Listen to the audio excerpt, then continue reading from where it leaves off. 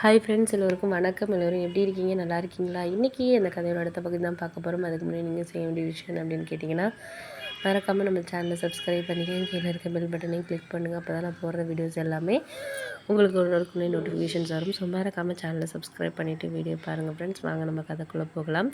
அதுக்கப்புறம் என்ன ஆச்சுன்னு பார்த்தீங்கன்னா, அம்மா ஒரு வாரம் லீவில் வந்து ஊருக்கு வந்திருந்தாங்க. எப்போதுமே அம்மா வந்தாலே ரொம்ப சந்தோஷமாக தான் இருக்கும். ஏன் அப்படின்னா, அந்த ஒரு வாரம் வந்து அவங்க எங்களுக்காகவே வந்து ஒரு செலவழிக்கிற ஒரு வாரம் அப்படின்னு சொல்லலாம். ஏன்னா வந்து அம்மாவும் அப்பாவும் பிரிஞ்சு வாழ்கிறாங்க அப்படிங்கிறது என்னால் ஒரு மறக்க முடியாத ஒரு விஷயம். நான் அப்போ ஸ்கூல் படிக்கிறதுனால அம்மா வந்து மாதத்தில் ஒரு வாரம் வந்து எங்களோட வந்து தங்கி இருந்துட்டு போவாங்க.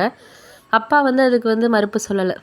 அம்மாவும் வந்து அவங்களால எங்களை பார்த்துக்கக்கூடிய அளவுக்கு அம்மாவுக்கு வேலை கிடையாது. அவங்க வேலை பார்க்குறது பார்த்திங்கன்னா ஒரு சாதாரண கம்பெனியில் தான் வந்து வேலை பார்க்குறாங்க. மாதம் ஒரு 7,000 தான் சம்பளம்.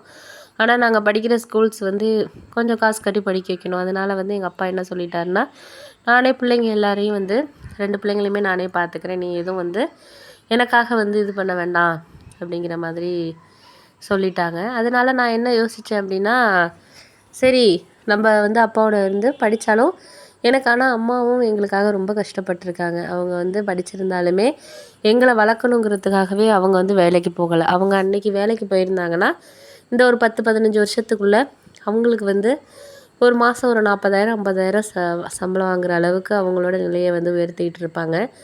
ஆனால் எங்களை வந்து பார்த்துக்கணும், எங்களோட ஒரு நல்ல விஷயத்த வந்து அவங்க வாழ்க்கையில் வந்து முக்கியமாக நினச்சாங்க. என்னையும் தங்கச்சியும் வந்து வளர்க்குறத தான் முக்கியமாக அவங்க நினச்சாங்க. அதுக்கப்புறம் அப்பாவுக்கும் அம்மாவுக்கும் எல்லார் வீடுகள்லையுமே இருக்கிற மாதிரி ஒரு சில முரண்பாடுகள். அதுக்கப்புறம் அப்பாவுக்கு வந்து வேற ஒருத்தவங்களை பிடிச்சிருந்தது. அதனால் வந்து அவங்கள திருமணம் பண்ணிக்கிட்டு இப்போ அவங்களுக்கும் ஒரு குழந்தை இருக்குது. இருந்தாலும் நாங்கள் எல்லோரும் ஒரே வீட்டில் தான் இருக்கிறோம். எங்கள் பாட்டி, அதாவது அப்பாவோட அம்மா வந்து எங்களோட இருக்கிறாங்க. அவங்க தான் எனக்கு எல்லாமே. அவங்க தான் எங்களை வளர்த்தது. அம்மாவும் அவங்க கொஞ்சம் சப்போர்ட்டிவாக இருப்பாங்க. பாட்டி எவ்வளவோ சொல்லி பார்த்தாங்க. இப்போது உனக்கு இன்னொரு வாழ்க்கை தேவையா அப்படிங்கிற மாதிரி சொல்லி பார்த்தாங்க. ஆனால் அவங்க வந்து எதுவுமே வந்து கேட்கல. எங்கள் அப்பா என்ன சொல்லிட்டாருன்னா, உங்கள் அம்மாவே வந்து சரின்னு சொல்கிறாங்க, வேணான்னு சொல்லிட்டு வாழ்க்கையிலேருந்து விலகி போகிறதுக்கு தயாராக இருக்கா.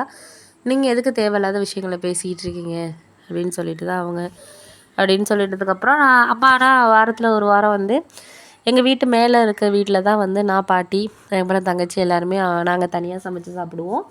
அப்பா வந்து அதுக்கு காசு கொடுத்துருவாரு. அதோட பாட்டிக்கு வந்து 2-3 வீட்டு வாடகை வர்றதுனால வந்து அதை வச்சு எங்களுக்கு வந்து எந்த ஒரு படிப்பு செலவாக இருந்தாலும் சரி, ஏதாச்சும் நாங்கள் கேட்டாலும் உடனே வந்து அவங்க வாங்கி கொடுத்துருவாங்க.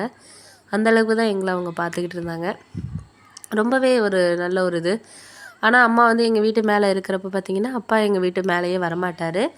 ஏன்னா எங்கள் சித்தி வந்து கீழே இருக்கிறாங்க, அவங்க என்ன சொல்லுவாங்களோ அப்படின்னு சொல்லிட்டு. ஆனால் வந்து அம்மா மேலேயும் அவங்களுக்கு பாசம் இருக்குது, இல்லாமல் இல்லை. ஆனால் வந்து இந்த புதுசாக வந்த ஒரு உறவில் அவங்க வந்து அதிகமாக அவங்கள மாற்றிட்டாங்க எங்கள் அப்பாவை அப்படின்னு தான் சொல்லணும். இல்லைன்னா எங்கள் அப்பா ஒரு குறிப்பிட்ட வருஷம் வரைக்கும் அம்மாவை ரொம்ப விரும்பி தான் வந்து, இத்தனைக்கும் லவ் மேரேஜ் பண்ணி தான் வந்து 2 பேருமே வந்து கல்யாணம் பண்ணிக்கிட்டாங்க. யாருமே சொன்னால் நம்ப மாட்டாங்க. இப்போ பிரிஞ்சிருக்காங்க, இவங்க வேறு ஒரு கல்யாணத்தை பண்ணிக்கிட்டாரு அப்படின்னு சொன்னால் யாருமே வந்து நம்ப மாட்டாங்க. அந்த அளவுக்கு தான் வந்து எங்கள் அப்பாவோட நடவடிக்கை எல்லாமே இருந்துச்சு. இருந்தாலும் வந்து நான் படிப்பில் வந்து ரொம்ப கவனம் செலுத்துவேன். ஏன்னா எங்கள் அம்மா அடிக்கடி சொல்கிற ஒரு விஷயம், உங்களுக்காக தான் இத்தனை வருஷத்தையும் நான் வந்து என்னோட ஒரு ஒர்க் லைஃப்பையும் சரி, ஃபேமிலி இதையும் சரி உங்களுக்காக தான் வந்து நான் வந்து பண்ணதுக்கு காரணமே. இல்லைன்னா நான் அப்போயே வேலைக்கு போயிருந்தேன்னா இன்றைக்கி உங்களை நான் டேக் கேர் பண்ணி நான் பார்த்துக்கிட்டு இருப்பேன். உங்களுக்காக மட்டும்தான் நான் வந்து இந்த அளவுக்கு மெனக்கெட்டது அப்படின்னு சொல்லிட்டு சொன்னதுக்கப்புறம் சரி ஓகே அப்படின்னு சொல்லிட்டு நானும் வந்து என்ன யோசித்தேன் அப்படின்னு சொன்னால், நான் வந்து ஒரு சில விஷயங்களை என்றைக்குமே வந்து கொஞ்சம் யோசித்து தான் செய்வேன். அது எங்கள் அம்மா சொன்ன விஷயங்கள் என்ன அப்படின்னு சொன்னால், நல்லா படிக்கணும், உங்களோட வாழ்க்கையை நீங்கள் பார்த்துக்கணும்.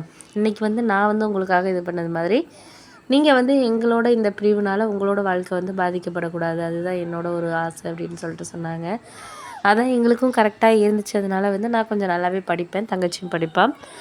இப்போ வந்து எனக்கு அடுத்தது காலேஜ் போகிற ஒரு ஸ்டேஜ் அப்படிங்கிறதுனால நல்லா படித்து மார்க் எடுத்தோன்னா நல்ல ஒரு ஃப்ரீ காலேஜ்லேயே படிக்கலாம். ஏன்னா இவரோட பணத்தில் வந்து படிக்கிறதுக்கு எனக்கு விருப்பம் இல்லை அப்படின்னு தான் சொல்லணும். ஏன்னா நாளைக்கு அதையும் சொல்லி காமிப்பார்.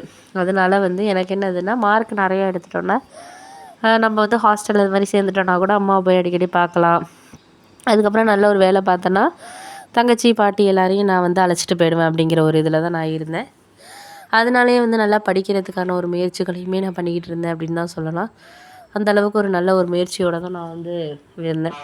அதுக்கப்புறம் என்ன நடந்துச்சு, அதுக்கப்புறம் நான் என்ன மார்க் எடுத்தேன் அப்படிங்கிறத நான் அடுத்து வர பகுதியில் உங்கள்கிட்ட நான் சொல்கிறேன் ஃப்ரெண்ட்ஸ்.